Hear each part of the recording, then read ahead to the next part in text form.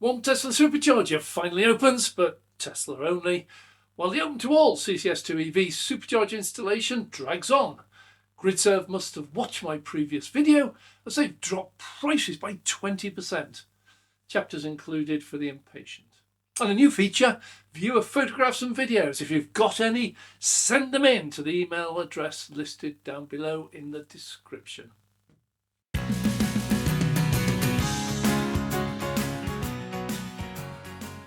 I'm Dave, welcome to Dave Takes It On. We open with Gridserve. We have to lead with them as the big news is not their new chargers this time but the massive price drop.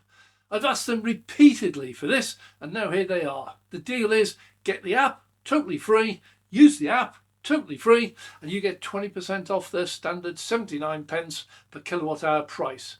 It's listed as a limited offer, 3 months only over the summer. I suspect it will become permanent. I'm going to go down and find out for you.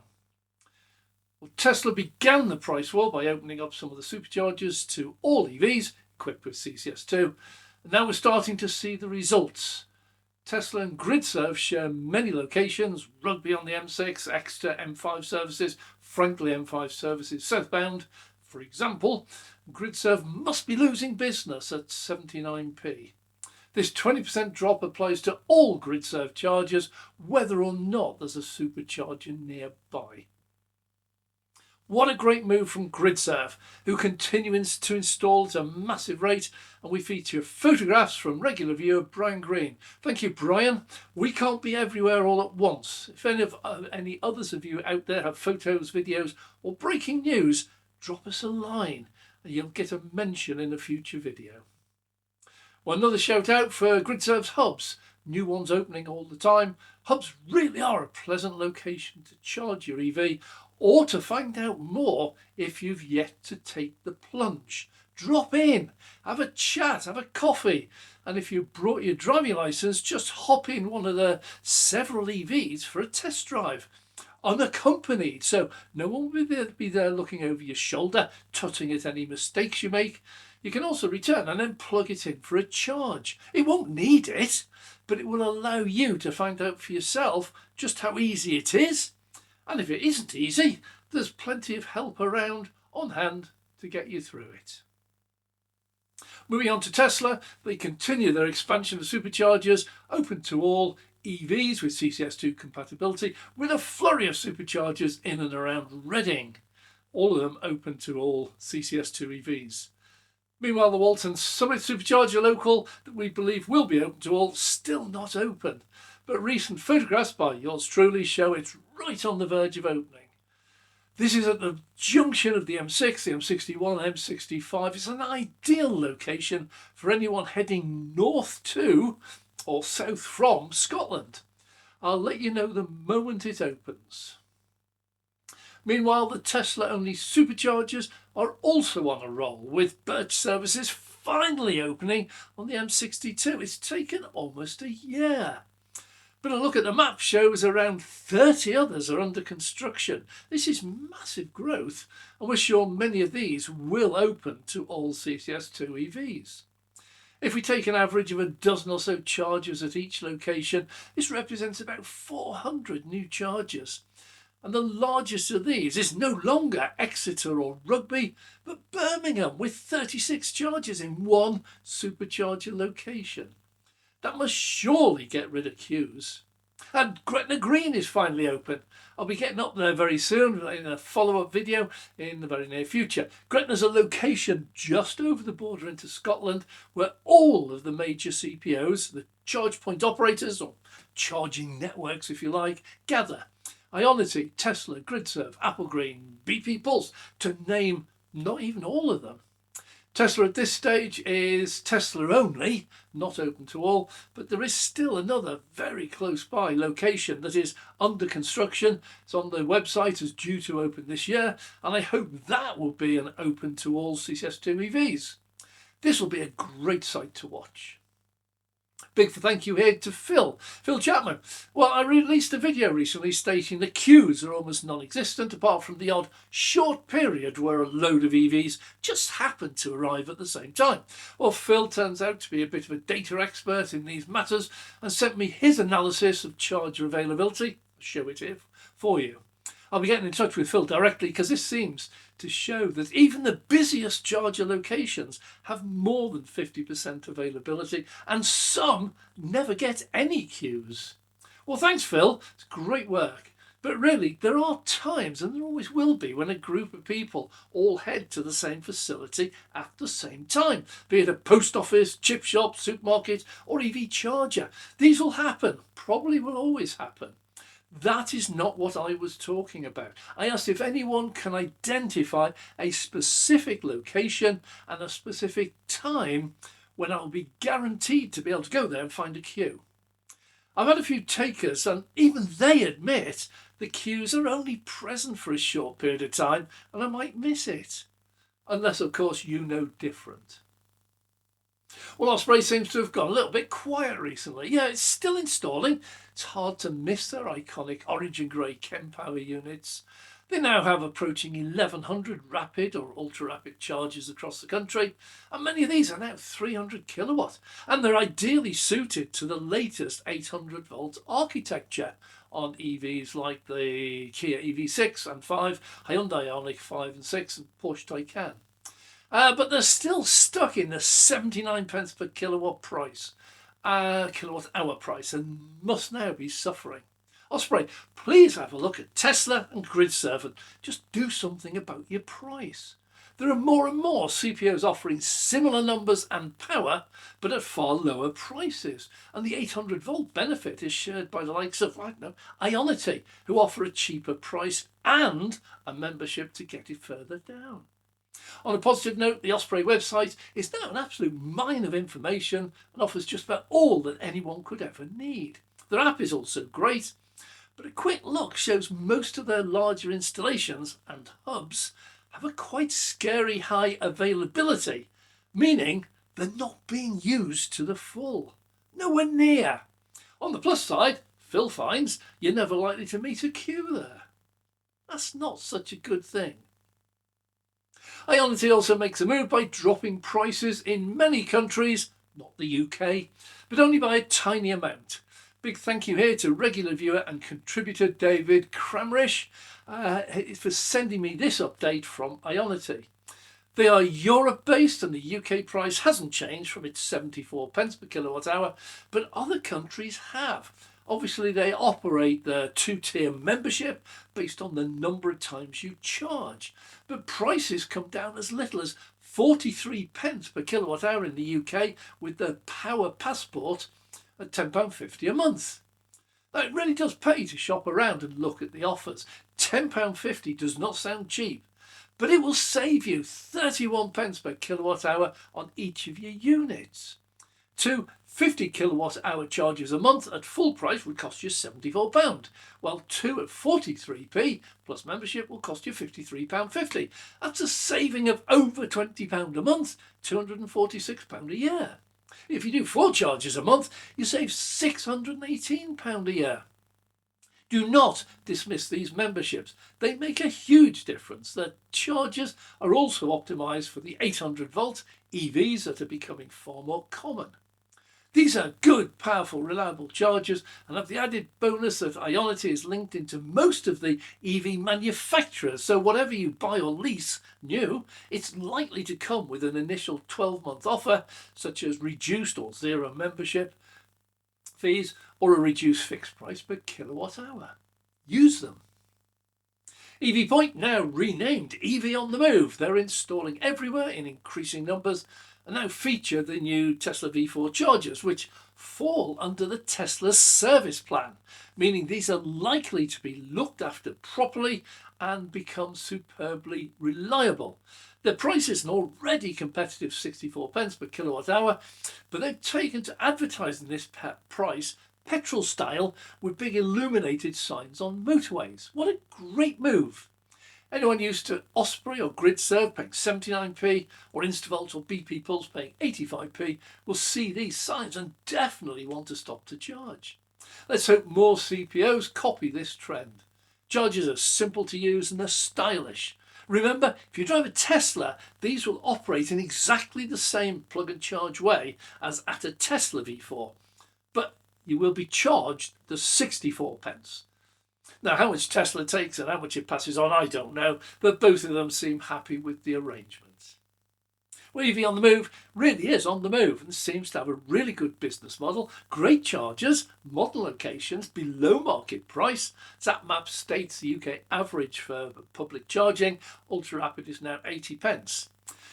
Don't forget, 64 pence per kilowatt hour for a modern EV gives you a price per mile of less than 16 pence. Now, for a petrol car doing 50 miles to the gallon tops up at a motorway services, they also will be paying about 16 pence per mile. Well, suddenly the 64 pence starts to look a lot better. Now we need to do something with those charging 79 and 85. EV on the move chargers generally separated as far as possible from their petrol pumps, and the forecourts are generally clean and tidy and modern with good spacing and really accessible for those with physical restrictions. Plus, watch out for the drive-through bays for you towing a caravan this summer. 360 kilowatts, 64 pence, no unhitching. That must be an attractive deal. MFG, by contrast, charges 79 pence, doesn't advertise it, and generally sticks the chargers right by the petrol and diesel pumps. It does not make for a good experience for those concerned about pollution and air quality. The chargers are fairly average, most optimised for 800 volts, but most only at 150 watts, while the rest of us, 400 volt ones, we only get 100 kilowatts. MFG claim to be trying to become the largest forecourt charging network in the UK, but I'm afraid they might find the EV public does not really like topping up on a petrol forecourt with an overpriced charger and just an overpriced shop for facilities. See, sitting around for 40 minutes breathing in petrol and diesel fumes does not attract me, nor does the price. I believe we've seen the peak price for EV charging in the UK. The only way now is cheaper. Many are delaying this drop. Some call it profiteering. I call it survival mode. But it will happen. Also, many competitor CPOs are heading towards hubs with amazing facilities and not a drop of petrol or diesel around. Too many CPOs seem not to think about their potential customers. Many will have bought their EVs for environmental reasons as well as cost saving. Many will charge at home and many others will only need to charge around once a week, so can be very selective in where they choose to charge. Faced with a choice of a smelly forecourt at an expensive price or a dedicated EV hub with EVs to test drive, agents to talk to about leasing and the usual fast food and decent coffee, I know where most will go. Thinking about your potential customers is a novelty to most ICE-based mentality. If you open a petrol forecourt, people will head there and queue up if your price is competitive. Why do they think they can attract EV drivers to charge there with the highest prices in the whole of the UK and the worst pollution and poorest facilities? Sorry, but in your battle to attract EV drivers, you have almost nothing positive to offer and so many negatives. Market research seems to be stuck in the old ice, if we build it, they will come mentality. EV drivers do not follow the herd.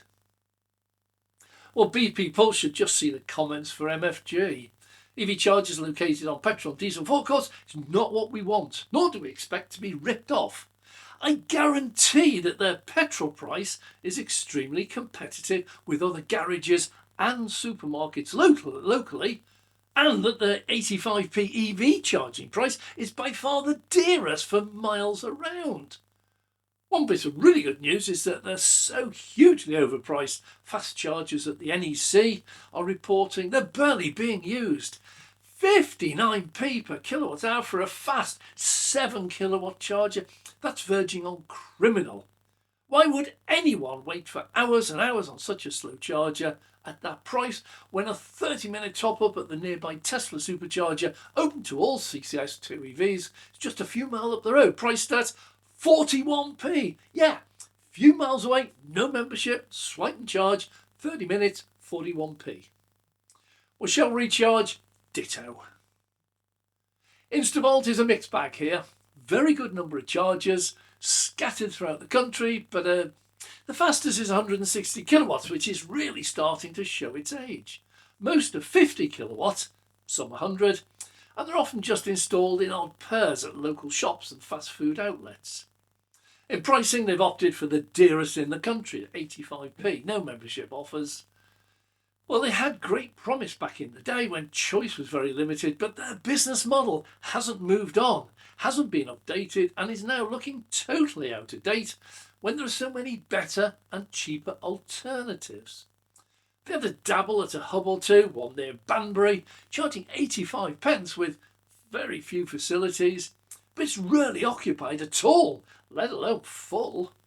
You'll never have to queue. Anyway, just a few miles up the road is an Osprey Campbell location at 79p, a lot cheaper, offering much faster speeds, better facilities. And that's right next door to a Tesla, open to all CCS2 EVs, with prices for non-member, turn up and swipe, less than half price of 41p. Once again, someone needs to look at and talk to the EV drivers they're trying to attract. Once again, some of their competitors already have, and they've moved on. I see Instavolt grinding to a halt in the near future. They try to big up their achievements. Whoa, they're the first CPO to reach 2,000 leased chargers in the UK. Then they admit, well, we've only got 1,600, the rest are licensed out. And they forget to mention that most are 50 kilowatt, many 100 kilowatt, fewer above that.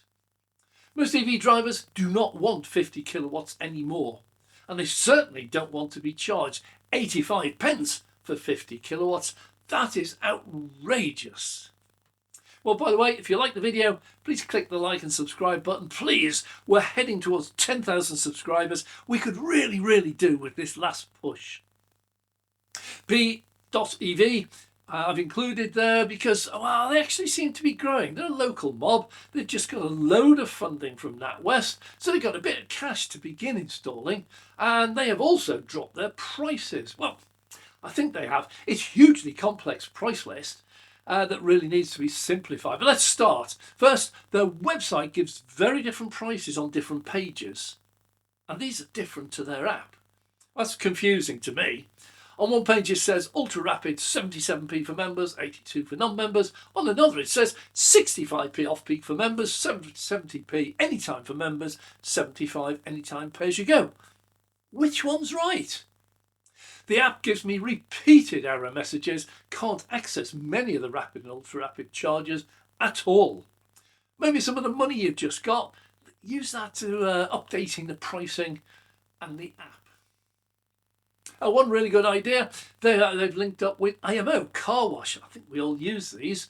You can plug in and wash your car at the same time. I like this idea. And no, there is no danger charging while you wash, as the circuits are totally isolated and waterproof.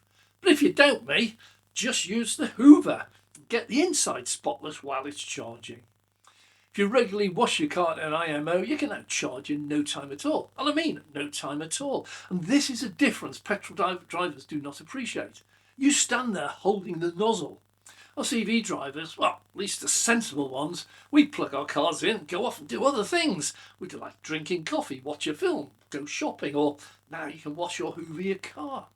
Who cares if your car takes an hour to charge if you're having a meal in a restaurant when it finishes? I'm going to keep my eye on these EV.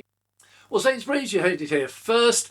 I predicted months ago that Sainsbury's would offer nectar points as a way to attract customers to the shop, and regular viewer Alan from way down in Cornwall has confirmed this. Sainsbury's charging now offers nectar points. As they say, every little help. Oops, sorry, that's not you, is it?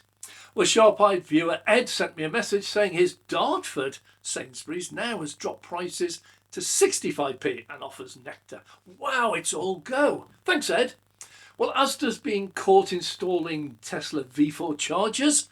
More on that next month. And Tesla have some planning applications in at some of its locations. Well, it seems Sainsbury got the jump on them all, and they're now dashing to catch up. Now, this is different. See, in the past, supermarkets merely rented out some car park space to CPOs. Obviously just made a bit of money. Now Sainsbury's has become a CPO, along with people like Westmorland Charging.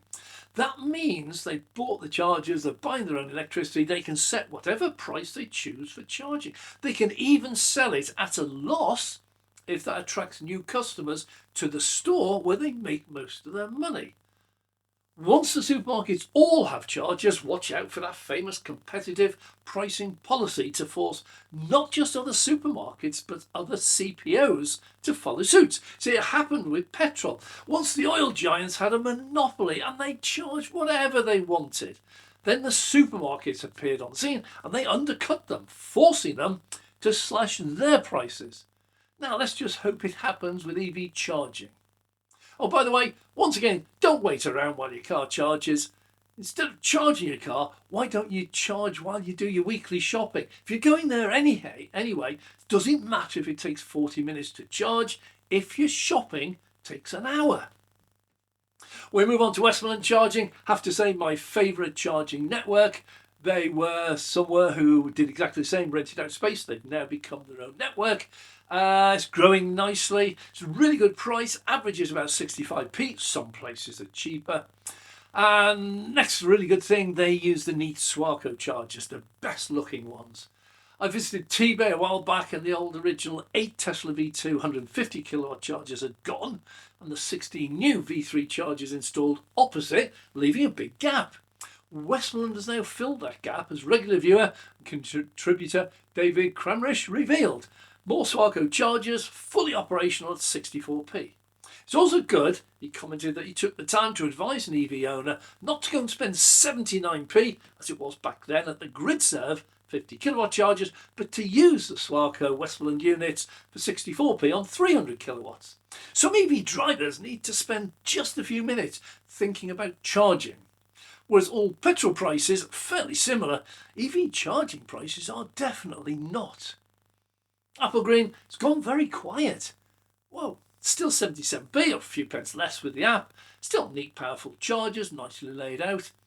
I'm actually just waiting for something to happen. It's maybe a price drop, maybe another large takeover, maybe a big expansion. I'm not sure, but it feels like things are bubbling away under the surface. I'm going to keep watching this one. Once again, can I ask you if you have any photos, videos, news of anything EV, get in touch via email. The address is in the description below and help us to keep up to date. I can't be everywhere all at once, so these are ideal for us. You will get a mention. Well, that's it for another month. 20% discount from Gridserve and nectar points and a 10p drop from Sainsbury's are a sign of things to come. But we EV drivers need to do our bit too. Even if you get free charging by your company, please do find the cheaper chargers to use. Makes no difference at all to you, but if all business drivers choose the cheaper chargers, it will have a massive knock-on effect to us private EV drivers. Prices will drop. Let's send the dear usurpers a clear message. We want realistic pricing, good facilities, and a distinction from the dreary, outdated, poor facilities and stink of petrol and diesel found on far too many forecourts. ICE drivers might have to put up with it. We EV drivers don't. I'm Dave.